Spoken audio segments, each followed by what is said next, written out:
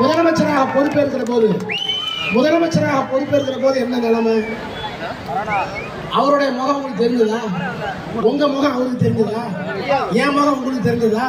யாருடைய முகமாவது யாருக்காவது தெரிஞ்சதா? எல்லாம் முகக்கவசம் போட்டிருந்தோம். ஏன்? இவர் முதலமைச்சராக பொறுப்பேற்கிற போது அவரே கொரோனாவுக்கு பயந்துட்டு எல்லாம் முகமூடி போட்டிருந்தோம். கவர்னர் மாளிகைக்கு போய் அவர் பதவியேற்கிற போது முத்துவேல் கருணாநிதி ஸ்டாலின் எனும் நான் அப்படின்னு பதவியேற்கும் போது அந்த மாஸ்கை கழட்டிட்டு திரும்ப போட்டுட்டார். யாரையும் பார்க்க முடியல. கொரோனா உச்சத்தில் இருந்தது. எங்க பார்த்தாலும் மரண ஓலம். மருந்து இல்லை, மாத்திரை இல்லை, ஆஸ்பத்திரியில ஆக்சிஜன் இல்லை, என்ன செய்யறதுன்னே தெரியல. அன்றைக்கு முதலமைச்சராக இருந்தவர் எடப்பாடி பழனிசாமி.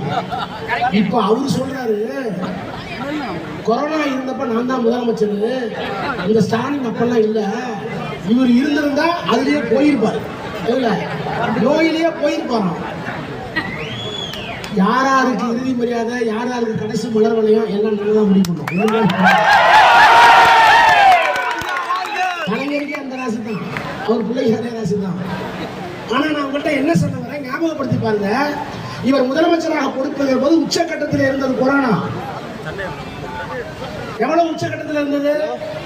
மருந்து இல்ல, மாத்திரை இல்ல. இவர் முதலமைச்சராக பொறுப்பேற்றுக் கொண்டதற்கு பிறகு கட்டுப்படுத்தியது மட்டுமல்ல, கோட்டைக்கு போனார்.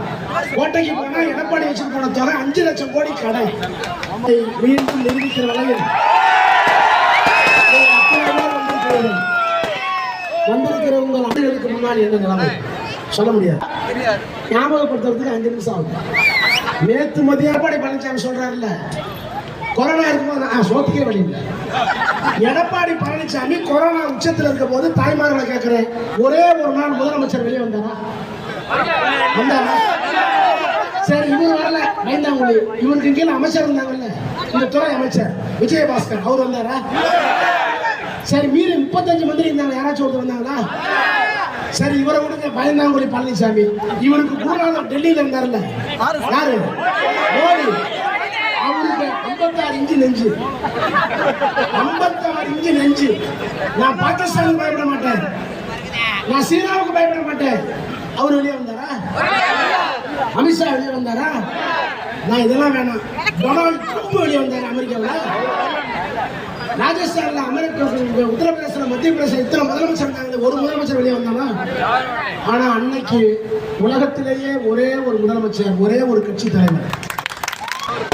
நாங்க என்ன பண்ணோம், தேர்தல் குழு, நான் டிஆர் பாலு, கனிமொழிலாம், இந்த விஷயம்லாம் தெரியாம நாங்க ஒண்ணு சொன்னோம், நாங்கள் ஆட்சிக்கு வந்தால் பெண்களுக்கு உரிமை தொகை மாதம் 1000 ரூபாய்க்கு உள்ள என்ன தெரியல, எழுதிட்டோம்.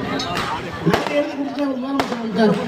3 மாசம் ஆச்சு, ராமதாஸ் ஆரம்பிச்சாரு, எங்கேயா உரிமை தொகை. அப்புறம் எடப்பாடி ஆரம்பிச்சார். நான் அப்பவே சொன்னேன், ஸ்டாலினால கொடுக்க முடியாது, பணம் இல்லைன்னா. ஆனால் 3 மாதத்திற்கு பிறகு சொன்ன வாக்குறுதியை நிறைவேற்றி 1000 ரூபாயை தந்து கொண்டிருக்கிற, தருகின்ற, அதை 2000 மாற்றம் போகிற முதலமைச்சர் இந்த முதலமைச்சர். எல்லா வீடுகளிலேயும் இன்றைக்கு மு.க. ஸ்டாலின் நிறைந்து ஏதாவது ஒரு திட்டத்தோடு வந்து கொண்டிருக்கிறார். நான் இன்னும் இந்த பெரம்பலூரில் நிறையா கேட்கிறேன். ரெட்டலை கரையில் இருக்கட்டும், அதிமுக கரையில் இருக்கட்டும், அவங்க வீட்டுக்கு போங்க. ஸ்டாலின் கொடுத்த ஒரு திட்டமாவது உன் வீட்டுக்கு வரலன்னா நான் காது எடுத்துக்கிறேன். நீ எடுக்க ரெட்டலைக்கு ஓட்டு போடு. ஒண்ணு உரிமைக்காக வரணும் உங்க அம்மாவுக்கு, சரி வரல, வசதி இருக்கு, விடியல் பயணத்தில் பஸ்ஸாவது இருக்கு, பஸ்ஸே இல்லை, தவப்பதுள்ள பிள்ளைங்க 1000 ரூபாய் வாங்கிருப்பீங்க. இப்படி ஏதாவது ஒரு திட்டம் சிந்தித்துக் கொண்டே இருக்கிற ஒரு மனிதரை இன்றைக்கு தமிழ்நாடு கொண்டிருக்கிறது. இன்னொன்று சொல்லட்டுமா, இதெல்லாம் உங்க கண்ணுக்கு தெரிய விஷயம். நான் டெல்லியில் இருக்க 30 வருஷமா, நீங்க எல்லாம் சுயநலமாவே பார்ப்பீங்க. முதலமைச்சர் வந்தால் நம்ம வீட்டுக்கு என்ன நடக்கும், ஜெயலட்சுமி வந்தால் தொகுதிக்கு என்ன நடக்கும், அப்படியே பார்ப்பீங்க. ஆனால் நான் நாடாளுமன்றத்தில் 30 ஆண்டு காலம் இருக்கிறேன். இந்த முத்துவேல் கருணாநிதி ஸ்டாலின் இந்த மாமனிதனுடைய உயரம் இன்னும் நமக்கு அசப்படவில்லை. இன்னும் அறிவு 15 பேத்துல தாழ்த்தப்பட்டவனுக்கு இடம் இல்லை, பிற்படுத்தப்பட்டவனுக்கு இடம் இல்லை, ஏழைகளுக்கு இடம் இல்லை, எல்லாம் ஐயர். இதை யாராச்சும் கேட்டாங்களா? இந்தியாவில் இத்தனை முதலமைச்சர்கள் கேட்டாங்களா? இப்போ நான் கலைஞருக்கு இருந்தவன், இவ்வளவு உயரம் இந்த மனிதனுக்கு இருக்குன்னு எனக்கே அப்படி தெரியல. கலைஞரோட தாண்டாரு. இதை பத்தி கவலையே பண்ணல யாரும். இத்தனை முதலமைச்சர் இருக்கிறார்கள். தாழ்த்தப்பட்டவர்களுக்கு எம்பிபிஎஸ் இல்லை, சென்ட்ரல் போட்டாங்க. பிற்படுத்தப்பட்டவர்களுக்கு இல்லை, வன்னியருக்கு இல்லை, உடையாருக்கு இல்லை, செட்டியாருக்கு இல்லை, முதலியாருக்கு இல்லை. எந்த முதலமைச்சரும் கேட்கல.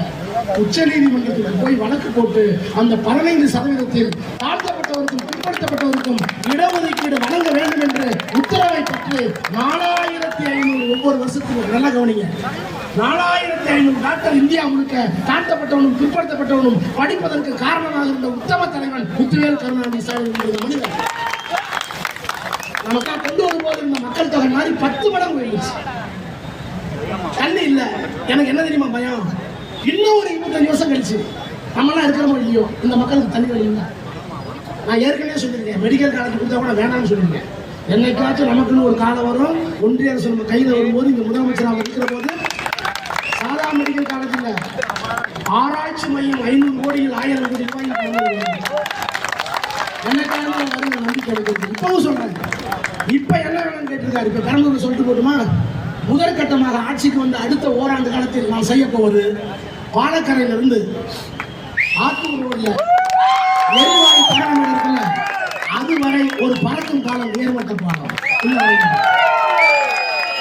துறையூர் ரோட்ல இருந்து காந்தி சிலைக்குள்ள வந்துட்டு போயிட்டு துறையூர்ல இருந்து பஸ் ஸ்டாண்டுக்கு வரணும். புது பஸ் ஸ்டாண்டுக்கு போகணும்னா இந்த காந்தி சிலைக்குள்ள வந்து போனது எல்லா வண்டியும் என் வண்டி உட்பட எவ்வளவு நெரிசல்.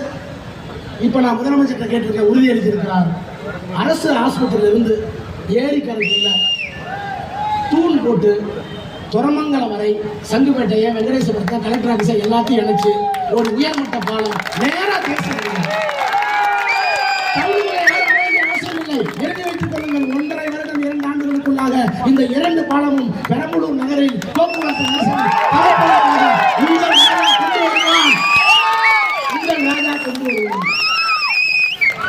துறையூர்ல வண்டி எல்லாம் நேரம் அப்படியே போயிடும். சங்குப்பேட்டைக்கு திறப்பு இருக்கும், வெங்கடேஸ்வரனுக்கு திறப்பு இருக்கும், கலெக்டர் திறப்பு இருக்கும். சங்குல இருந்து ஒருத்தர் துறையை போனா உள்ள வேண்டிய அவசியம் இல்லை. நேரா போனா ஏரி ஒட்டி பாலம் இருக்கும், நேரா போயிடும். அதே மாதிரி அங்க இருந்து பாலத்துல இருந்து அங்க இருந்து நேரா போய் ஆத்தூர் இறங்கணும். இந்த 2 பாலத்தையும் கொண்டு வர வேண்டிய பொறுப்பும் கடமையும் எனக்கு உண்டு. அதை செய்தே தீரும். நீங்கள் அரசியல் அறிவில் முதிர்ச்சி பெற்றவர்கள் மட்டுமல்ல, மிகவும் விழிப்புணர்வோடு இருக்கிறவர்கள். அதனால ரொம்ப நேரம் அரசியல் சட்டம் இருக்கிறவங்க ஒன்னா இருக்கிறோம். ஆனால் நாங்கள் 400 இடத்தை தாண்டிட்டோம்னா அரசியல் சட்டம் இருக்காது. இது ஒரே நாடு, ஒரே மதம், ஒரே உணவு, ஒரே பழக்க வழக்கம், இஸ்லாமியர்களுக்கு இடமில்லை அப்படின்னு சொல்லக்கூடிய ஒரு மதவாத ஆட்சி வந்துகிட்டே இருக்கு. எங்க இருந்து? டெல்லி வந்துருச்சு, ராஜஸ்தான் வந்துருச்சு, கிட்ட நெருக்கிட்டே வந்துட்டாங்க. நெருக்கிட்டே வந்துட்டு கடைசியாக பீகார்லாம் முடிச்சு ஆந்திரா வரை வந்துட்டாங்க. வந்து திருத்தணிகள் நுழைய பார்க்குறாங்க. யாரு? அமித்ஷாவும் மோடியும் RSS. அங்கே ஒரு ஆள் கத்தி வச்சு நிற்கிறாரு. நம்ம சென்னையில் இருக்குல்ல எல்லைச்சாமி, அது மாதிரி ஒரு ஆள் நிற்கிறார். உள்ள வர முடியல. முத்து பார்த்தா முத்துவேல் கருணாநிதி உள்ள வர முடியல. இந்தி வர முடியல, சமஸ்கிருதம் விட வடநாட்டுக்காரன் வர முடியல.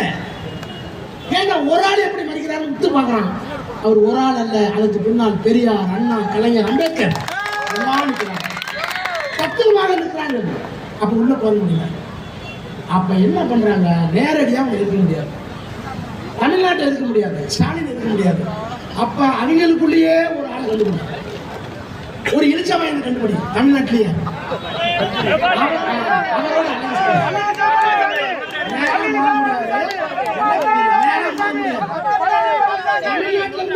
அப்பதான் நம்ம தலைவர் சொன்னார் ஸ்டாலின், இது அதிமுகவுக்கும் திமுகவுக்குமான தேர்தல் அல்ல. இந்த தேர்தல் டெல்லிக்கும் தமிழ்நாட்டுக்கும் நடக்கிற தேர்தல்.